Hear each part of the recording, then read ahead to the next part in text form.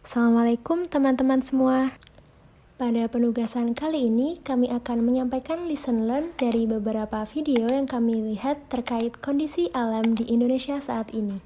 Assalamualaikum warahmatullahi wabarakatuh. Perkenalkan, nama saya Riza Trikumawati dari kelompok 3 peserta Latsar BDK Balikpapan. Di kesempatan kali ini, saya akan memaparkan terkait pelajaran-pelajaran apa saja yang bisa saya petik dari video yang telah saya lihat terkait dengan kondisi Indonesia saat ini, yaitu kerusakan alam. Yang pertama, saya melihat video tentang Indonesia darurat sampah makanan. Dari video itu, banyak sekali lesson learned yang bisa saya ambil.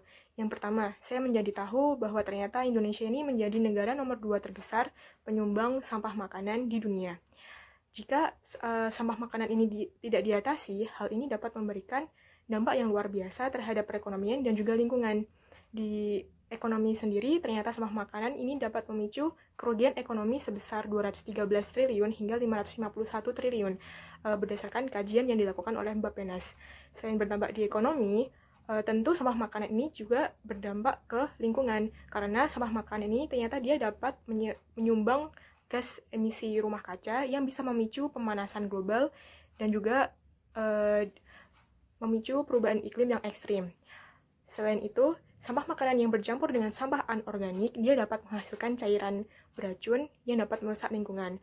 Tentu dari hal-hal tersebut memberikan pelajaran kepada saya untuk tidak lagi menyia-nyiakan makanan, apalagi membuangnya.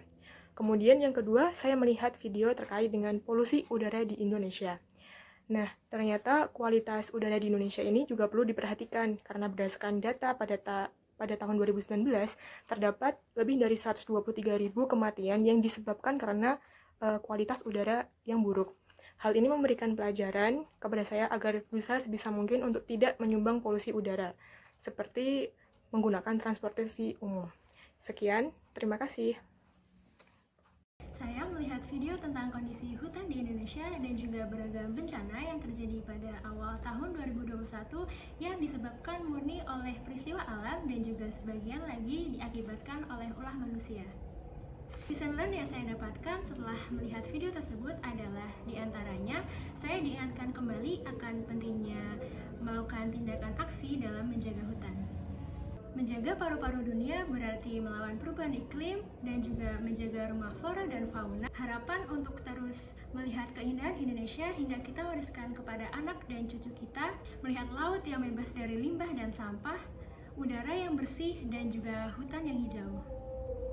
Langkah strategis dengan mengelola limbah secara optimal sehingga tidak terjadi pencemaran limbah pada air laut dan kualitas udara menjadi semakin baik. Menghentikan penambangan liar, penghijauan kembali, dan juga pengolahan sampah untuk menghindari tanah longsor dan juga banjir. Diperlukannya kebijakan, inovasi, dan juga sistem untuk mendukung semua aksi-aksi dalam menjaga lingkungan. Dan yang paling penting adalah penanaman kesadaran dari dalam diri sendiri untuk terus berbenah dan berubah dari kebiasaan yang dapat merugikan diri sendiri maupun lingkungan dan alam sekitar.